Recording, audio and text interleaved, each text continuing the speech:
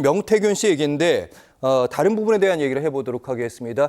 여론조사 조작과 관련된 문제입니다. 여론조사 조작. 이 부분은 이제 뉴스토마토의 보도였는데 당시 대선 후보 당시의 얘기인데 당내 경선 얘기입니다. 네. 명태균 국민의힘 대선 후보 적합도에서 윤 대통령 지지율이 홍준표보다 2에서 3%포인트 높게 나오도록 결과를 만들 것을 지시를 명태균 씨가 했다. 이 제보지가 이제 강혜경 씨로 알려지고 있는데 비공표 여론조사 얘기하고 있는 거고 실제로 주문한 대로 여론조사 결과가 나옵니다. 그리고 노컷뉴스 역시 비공표 여론조사입니다. 공개가 안 되는 거죠. 내부인들만 보는 거. 예. 연령별 득표율 하면 더 60세나 이런데 다 올라가지.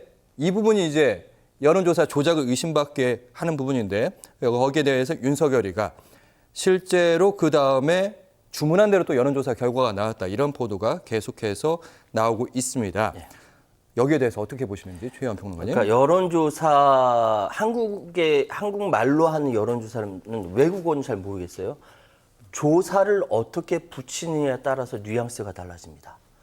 질문 순서를 어떻게 하느냐에 따라서 결과가 달라져요. 그래서 사실 여론조사할 때 문구 가지고 굉장히 치열하게 싸우잖아요.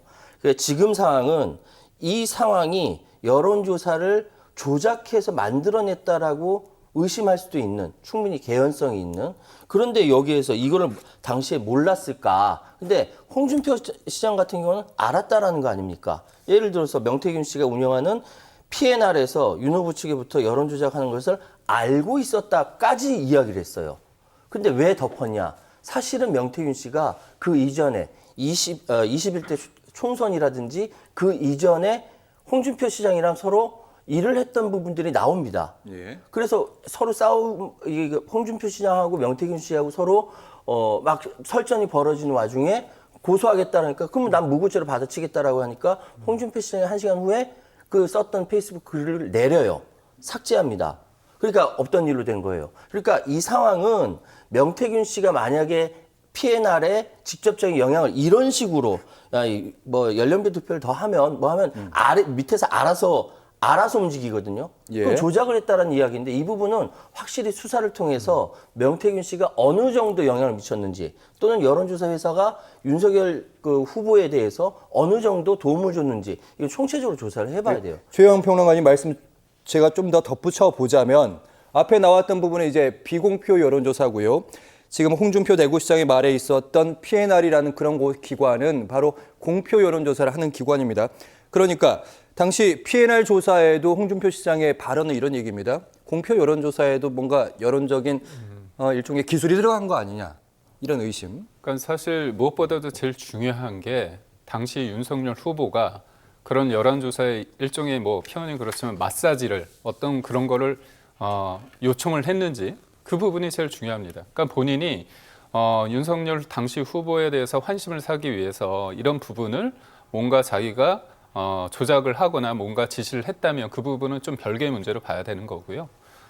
그리고 저는 이제 두 가지 측면에서 봐야 됩니다. 저도 이제 정치부 출입을 할 때 여론조사 관련해서 질문을 만들거든요. 근데 뭐 조사 같은 경우에 대해서 좀 더 어떤 식으로 하느냐에 따라 있지만 저희는 뭐 객관적으로 하려고 노력을 하죠.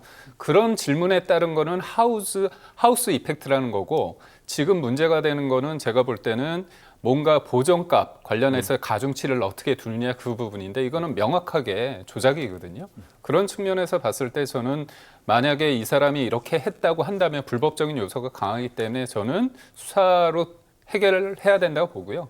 다만 이런 것들이 앞서 말씀드린 것처럼 윤석열 캠프나 윤석열 후보가 뭔가 부탁을 하거나 했다면 그거는 심각하지만 그게 아니고 본인이 본인의 어떤 주장을 강화하기 위해서 설득하기 위해서 그런 자료를 인위적으로 만들었다면 그리고 전체적인 판세를 위해서 공표할 여론조사를 뭔가 그런 식으로 뭔가 분위기를 만들어 갔다면 그거는 당시에 윤석열 후보나 캠프 측과의 그 관계 맺음에 있어서 문제에 있어서 좀 별개의 문제 아닌가 그렇게 생각해요. 네, 최희원 평론가님. 그러니까 말씀하신 분은 이제 본인이 이제 여론 조작과 관련된 부분이 있어서 책임질 부분이 있으면 책임지는 건데 네. 민주당에서 하는 얘기는 이겁니다.